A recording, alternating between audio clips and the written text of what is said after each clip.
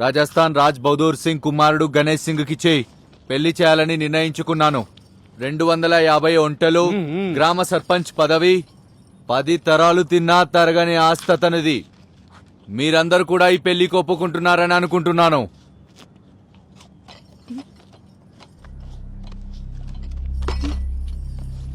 నాకు ఈ పెండ్లు ఇష్టం లేదు.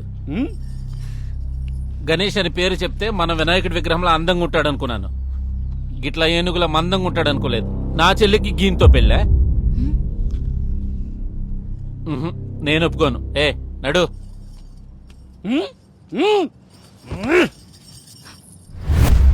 నీ మీద జాలిపడి ఏదో మూగదాను అని చెప్పి నీతో ఈ పెళ్లికి ఒప్పుకున్నా.